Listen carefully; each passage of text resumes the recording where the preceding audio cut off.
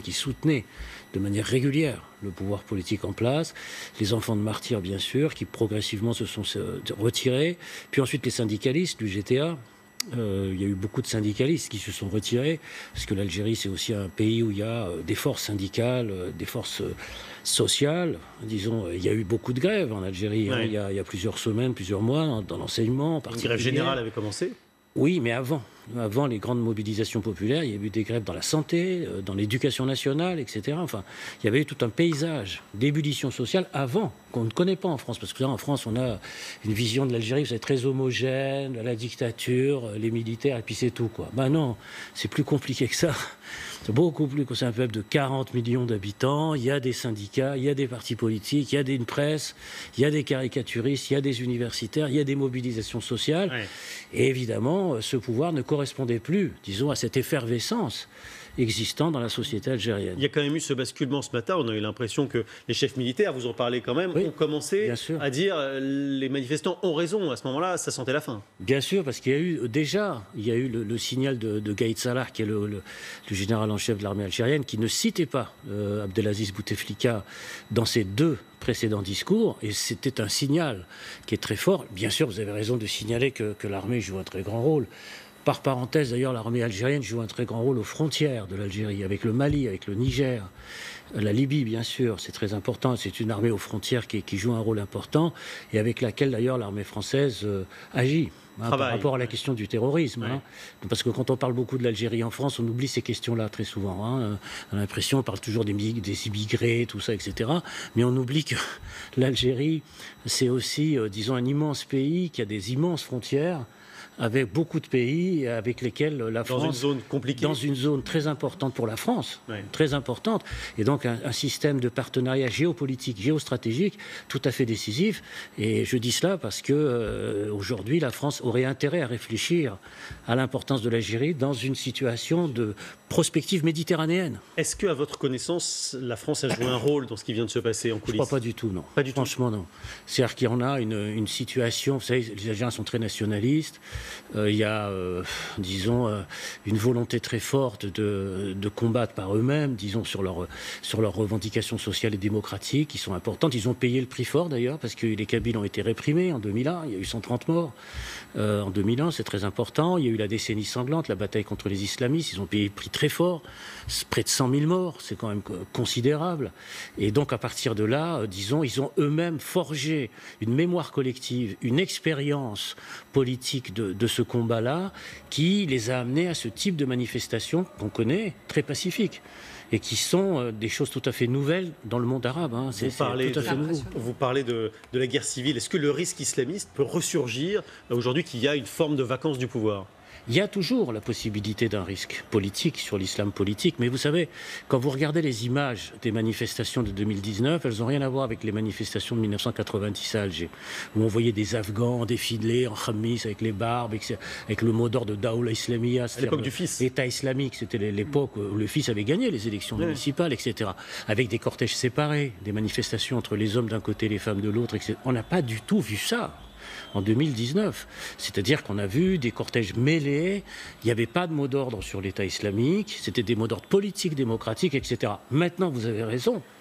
La société algérienne aussi s'est réfugiée beaucoup dans la religion, il y a une grande religiosité qui existe, et à partir de là, bien sûr, vous pouvez avoir la réexistence dans une dynamique politique, dans des situations d'immobilisme, dans des situations où si rien ne change au fond par rapport à l'état du système, comme disent les Algériens, oui, vous pouvez avoir le retour, effectivement, de forces politiques se réclamant de l'islam radical. Bien sûr, ce n'est pas une hypothèse à exclure.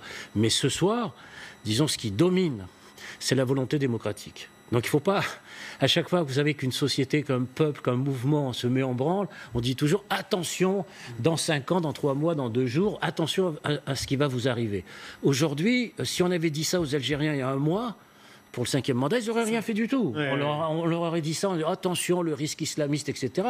La Syrie, vous savez, le Premier ministre algérien, Ahmed Yahya, leur a brandi le spectre de la Syrie, en disant, attention, ça va être la désintégration, etc. Et les Algériens sont descendus en masse dans la rue pour dire, l'Algérie, c'est pas la Syrie. Ouais. Le Premier ministre dont vous venez de citer le nom, il est démissionnaire. Oui. La décision a été remise au président Bouteflika avec ces images qui sont présentées comme étant des images du jour. Alors évidemment, c'est impossible à vérifier. Et quand on voit l'état physique et l'état de santé d'Abdelaziz Bouteflika, cette image est terrible, on le voit ici, spectrale, Benjamin Stora. Oui. Ce changement de gouvernement, on a du mal à imaginer que c'est lui-même qui l'a décidé quand on le voit ici sur ces images. Vraisemblablement, vous savez, il y a des batailles internes au sommet du pouvoir algérien de différents clans, entre les services de sécurité, la bataille à l'intérieur des gens de l'armée. Il y a eu des limogeages à l'intérieur de l'armée algérienne il y a quelques années de cela, y compris dans les services de sécurité intérieure. Il y a eu des batailles, des limogeages qui ont été importants. Donc il y a effectivement des clans qui ont pris en main, je veux dire, la destinée du pays autour d'Abdelaziz Bouteflika, c'est évident. Mais la décision du renoncement, je pense qu'elle lui appartient. Ah oui. Je pense qu'elle lui appartient. Ça n'est pas une décision forcée. Je crois que non, parce que vous lisez, encore une fois, vous savez, c'est comme les histoires du Kremlin dans les grandes années 70, où il faut savoir lire entre les lignes le type de déclaration. Et quand vous lisez le type de déclaration qui a été produite là, on s'aperçoit que c'est lui qui décide. C'est lui qui décide. C'est-à-dire qu'il dit, vous êtes adressé à moi, et moi je décide que.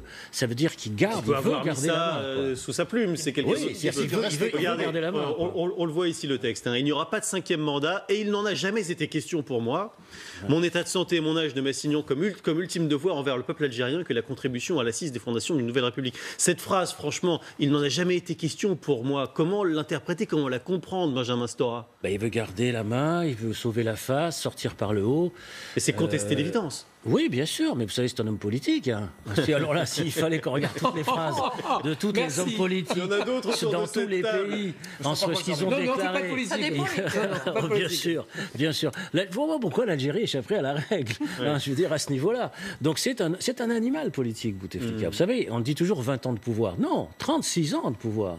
Parce qu'il est arrivé au pouvoir en 62, comme plus jeune ministre en Algérie. Puis ensuite, il a exercé un pouvoir très important en étant mis à affaires étrangères, sous Boumedienne dans les années 70. Donc c'est quand même un personnage très expérimenté sur ce plan-là.